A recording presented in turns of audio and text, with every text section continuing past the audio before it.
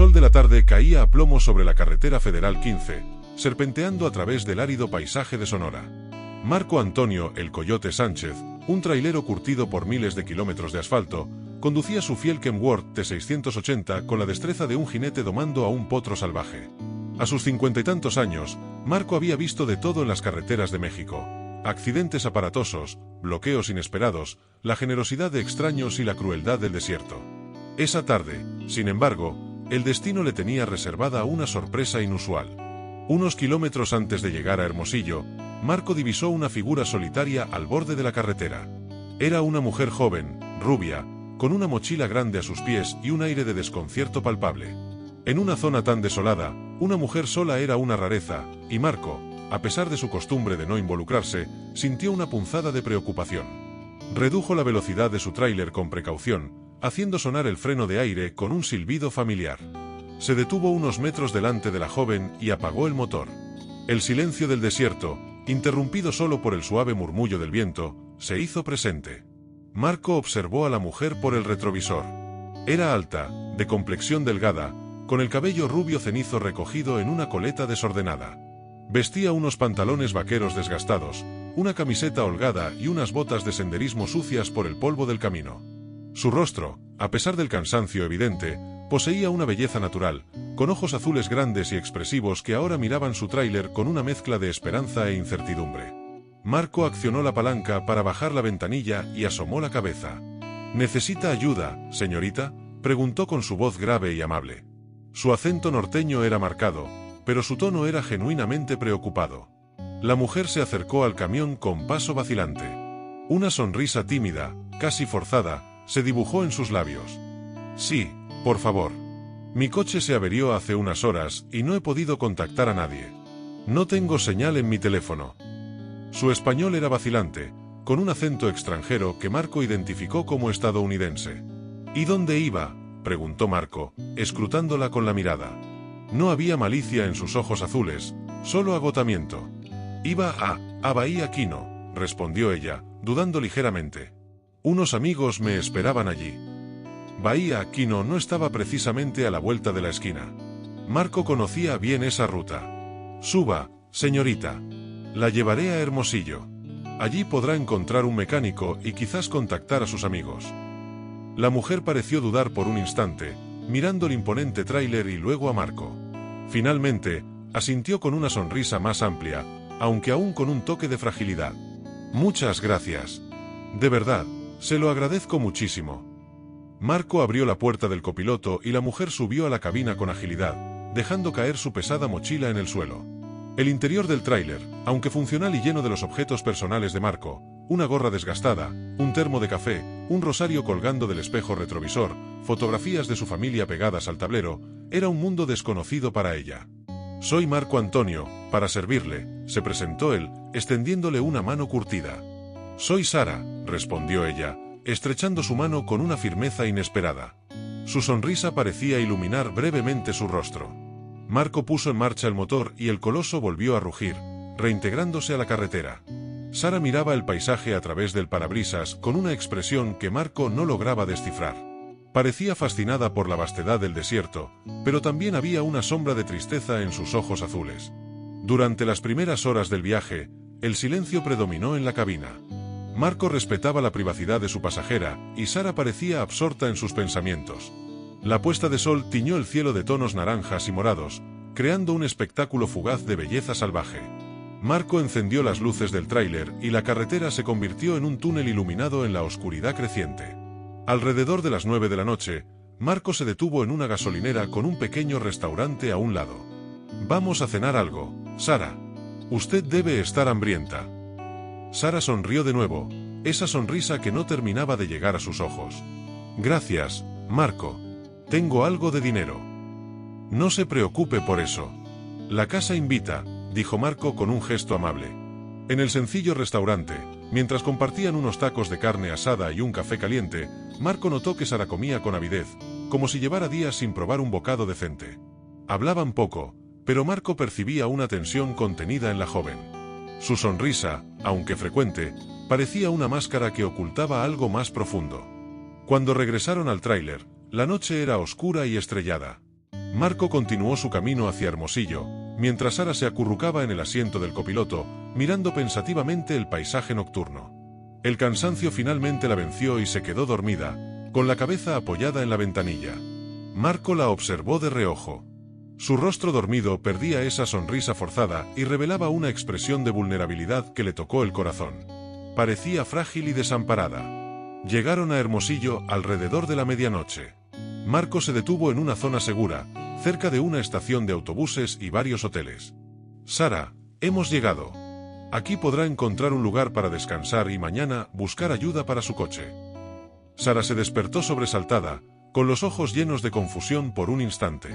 Luego recordó dónde estaba y le dedicó a Marco una sonrisa agradecida. Muchas gracias por todo, Marco. De verdad, no sé qué habría hecho sin su ayuda. No es nada, señorita. Que descanse. Sara tomó su mochila y se dispuso a bajar del camión. Pero justo antes de abrir la puerta, dudó y se giró hacia Marco con una expresión de angustia en sus ojos azules. Marco, ¿podría hacerme otro favor? Su voz era apenas un susurro. Marco la miró con interrogación. ¿Qué necesita, Sara? Verá, la verdad es que no tengo amigos en Bahía Quino. Y tampoco tengo mucho dinero. Mi coche, bueno, no estoy segura de poder arreglarlo pronto. Su sonrisa desapareció por completo, dejando al descubierto una profunda tristeza. La verdad es que no tengo dónde quedarme esta noche. La confesión de Sara tomó a Marco por sorpresa. Había algo en su vulnerabilidad que le resultaba familiar, una sensación de estar perdido y sin rumbo. «¿Así que, no tiene a dónde ir?», preguntó Marco con suavidad.